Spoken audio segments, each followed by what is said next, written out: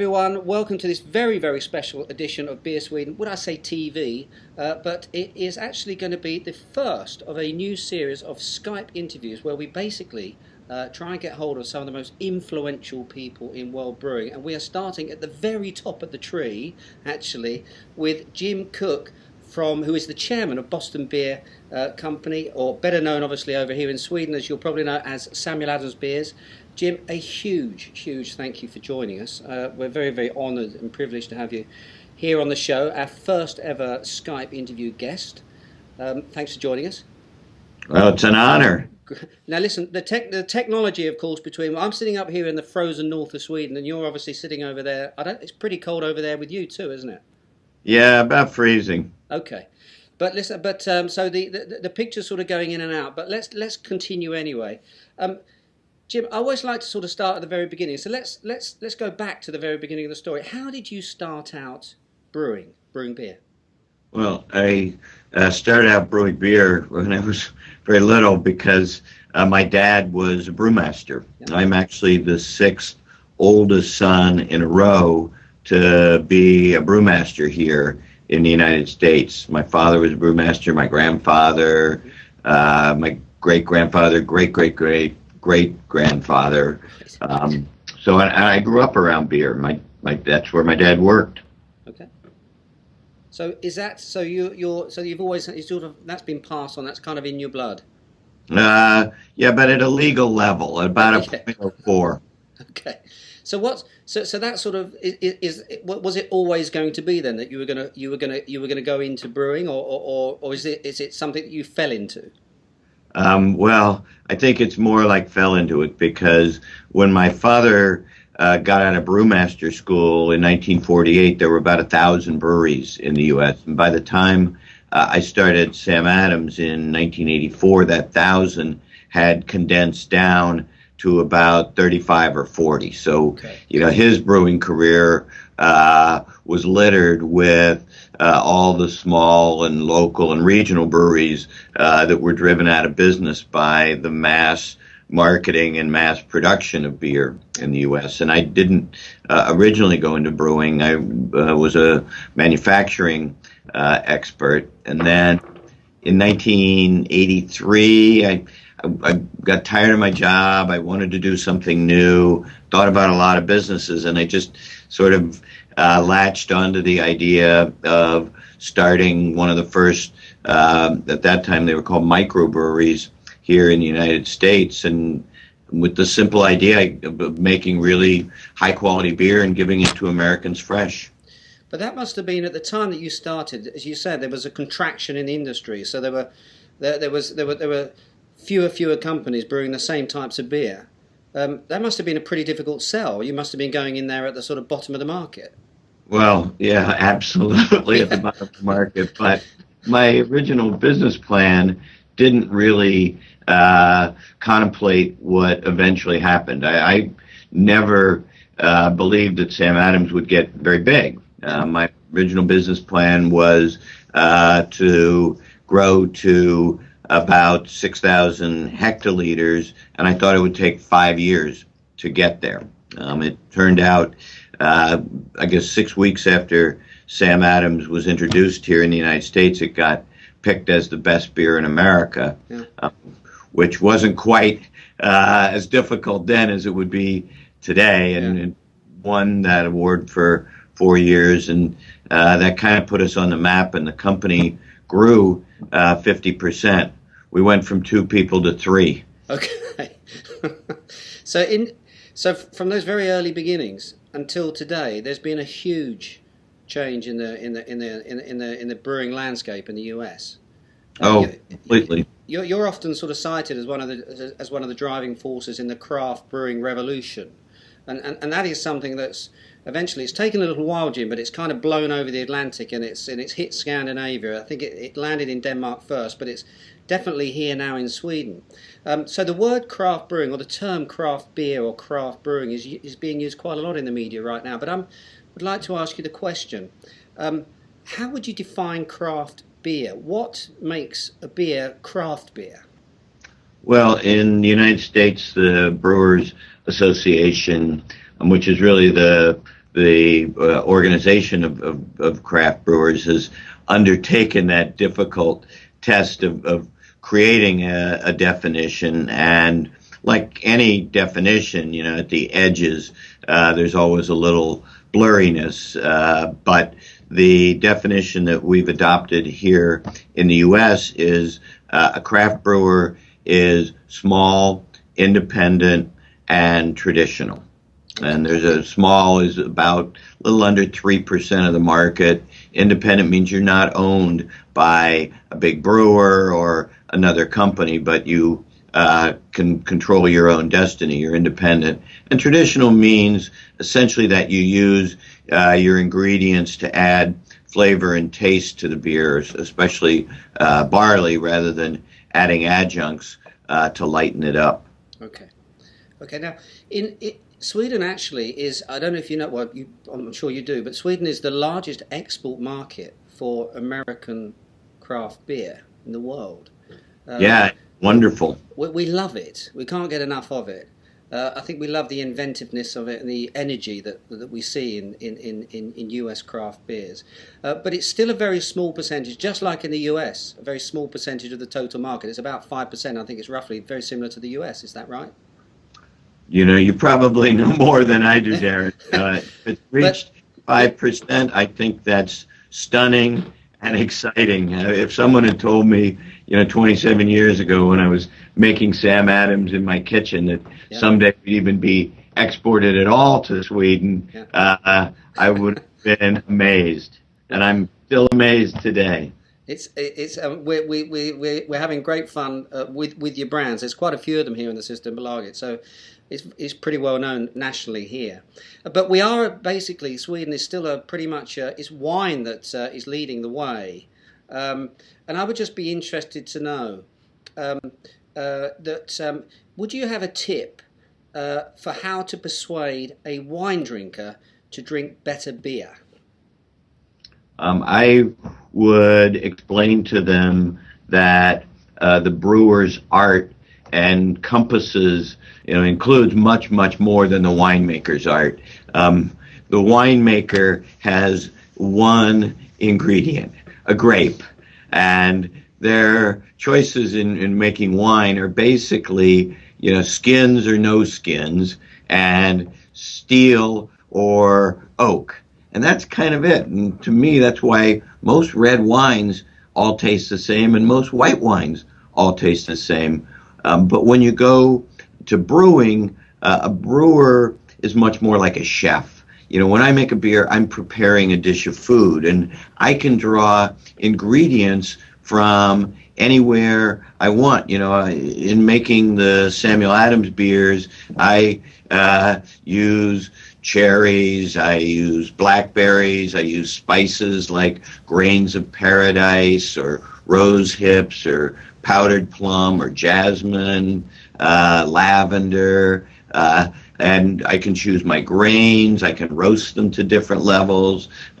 So a brewer has much more creativity and to work with, and as a result, the range of beer flavors is enormously greater than this tiny little spectrum that wine drinkers and winemakers are confined to. Fantastic. I don't think actually there's a better introduction to the beer that I've actually got here that might demonstrate exactly what you're saying than this one. I'll hold it up to the camera so that the viewers can see it. But basically, it's one of your very, very special bottles of Utopias here from 2009. This is a bottle of beer that's actually, I think, Jim, only 60 or 70 of them actually landed in Sweden about 2 or 3 weeks ago in the Systembolaget, the monopoly here. I'd really just like to, if I can, I've poured up a little glass. In fact, it's been in the glass for about the last 15 minutes, and the entire studio here is smelling of sort of raisins and rums and dates and prunes and all sorts of beautiful aromas here. The beer itself, it's a very unusual beer. How did it come about? What's the story behind Utopias? Well, the story behind Utopias began in 1993. And I'd been brewing for 9 years at that point. And the American craft brewing movement for the first decade or so was driven by basically recreating in the United States the traditional styles of beer from Europe, bringing them to the U.S., where there was a porter or a stout or a pale ale or a bock or an ESB or an Oktoberfest, etc. American craft brewers were really just recreating previously existing styles, and I got somewhat bored with that. And we're Americans here, and we're very comfortable doing crazy things and pushing the envelope. And so I began sort of the Starship Enterprise of beer. Take beer where no beer has gone before, and discover new life forms. And at that time, one of the sort of barriers of beer was that nobody had ever made beer over about 14% alcohol. That was sort of this sound barrier for beer that nobody could get beyond. And I started thinking about it and realized, yes, I can do that. I don't know what it's going to taste like. It's going to be something that nobody's ever had before. Yeah. But I set out to really push the envelope in the flavor creation and the ethanol creation of the yeast. And I introduced the first beer that got beyond that sound barrier. It was called Triple Bock in 1994, and it was about 18% ABV. And so I've continued to work in this world of extremely high alcohol beers. And the long story short, after now 17 years of it, we've gotten to Utopias. The ABV is about 28%. It's the strongest naturally fermented beer. In order to get any stronger, you have to distill it, turn it into liquor. Yeah. So what you get in here are simply the natural fermentation products, esters, aromatics. That's why it just explodes out of your glass. It's absolutely I mean, it really is. It's so intense, isn't it, in terms of aromatics? Is it right that it's actually aged? That the liquid's aged in various different sorts of styles of cars? You've got cognac, and you've got sherry, and all sorts of different sorts of influences going into the beer. Yes. In fact, when I first developed Triple Bock and began to create these very high alcohol beers, one of the problems was that they begin to be very hot and boozy, and they begin to have that sort of ethanol attack on your palate. And I was trying to figure out how to solve that, and then I realized, well, I don't have to figure it out. A bunch of illiterate farmers in the backwoods of the wilderness of Kentucky solved this problem 200 years ago. They made their whiskey, their moonshine, we call it, this white whiskey, and they realized that to smooth it out, they could put it in charred oak barrels. Okay. So, and those barrels can only be used once by law. So all the bourbon makers, which of course they created bourbon, once they've used their barrels once, they can't use them again. And it was very easy to call them and use bourbon barrels with all this nice charred wood with vanillas and other very interesting flavors. I got a lot of bourbon barrels. We were the first brewery in the world to age beer in used spirit barrels, and now it's become a big movement here in the United States. And we've also started using port, sherry, Madeira, Oloroso, and some Chardonnay and Cabernet barrels to bring in different wood elements. I hate to see you drinking alone there, Darren. It's very kind of you, Jim, to keep me company here. I must say, it's one of those beers. When would you drink a beer like this? Because it's so special, it's so unique in its sort of complexity and so. When would you enjoy a glass of Utopias? To me, it's so enormous and intricate in its flavors. It really stands alone. This is one of the few beers that really doesn't benefit from pairing with food. Okay. So to me, I would drink it after a meal, maybe with a good cigar. Yeah. It's a sipper. With that, definitely a sipper. You pour, about maybe 30 milliliters into a glass. Yeah, fantastic. It's a wonderful drink. Rated it as high as we can rate it actually over here. I don't suppose there's many bottles left, and if there are after this, probably, well, we hope the rest of them will disappear. Um, I've got a couple more questions for you, Jim, just before we sign off, because I don't want to take too much more of your time, but it's wonderful stuff. Samuel Adams is pretty much known, particularly over here. We have quite a few of your seasonal beers come in, of course. We've got the ale and we have the lager. They're the mainstream brands here. But we have some seasonals that come in as well. You do a lot of experimentation. You're coming up with lots of styles all the time. Is there one type of beer that you have not yet brewed but always wish that you'd had, and what would that be? To be honest, at this point, no. There's not an existing style of beer that I've always wanted to brew, because in the 27 years of brewing, I probably made well over 100 unique beers. But the one that I haven't brewed yet is the one that hasn't yet been imagined. Okay.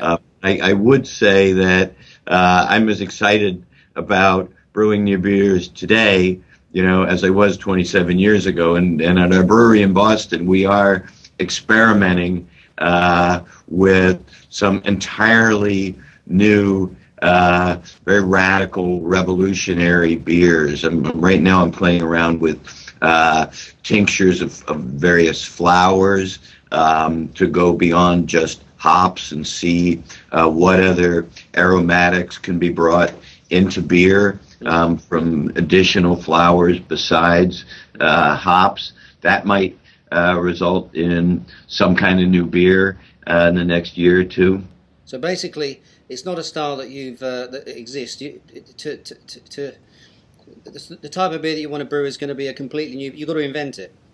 Yeah, and what we all have to realize, while beer has this wonderful and enormous tradition going back thousands of years, we have to remember that every style that we have today was created by a brewer. It didn't exist when when God made rocks and dirt and trees. They are the product of human passion and human creativity, and that didn't stop just because we got to this point in time. To me, what's exciting is some of the best beers that will ever exist have yet to be brewed, and I want to make one or two of them. Fantastic. Jim, last question. Beer. I think it's a pretty easy question, probably a difficult answer, but beer, what does it mean to you? What is so great about beer? I mean, we all talk about beer and so on all the time, but to you, what is the greatest quality about beer? Well, I have to borrow some words from a drinking partner of Samuel Adams, the original Samuel Adams, the patriot, the revolutionary, and he shared many pints of fine ale in taverns of colonial America with his friend Ben Franklin. And Ben Franklin told us that beer is the best proof we have that God loves us and wants us to be happy. Fantastic, Jim. Listen, thanks very much for joining us. Wonderful beer with Utopias. Obviously, to all the BeerSweden community, if you see it, buy it. It's absolutely sensational and a completely different beer experience from anything else that you've ever tried before. Jim, thanks very, very much for taking your time out to join us here. A pleasure to have you on the show. And obviously, we'll be following all the Samuel Adams beers very closely over the coming months and years, hopefully, here in Sweden. As I always say on the show, by the way, we sign off everything with a little phrase, cheers and beers. I'd like to do that with you, actually, Jim. Cheers and beers. Cheers and beers. And thank you for letting me speak to some of the world's greatest beer drinkers, the Swedes. Thanks, Jim.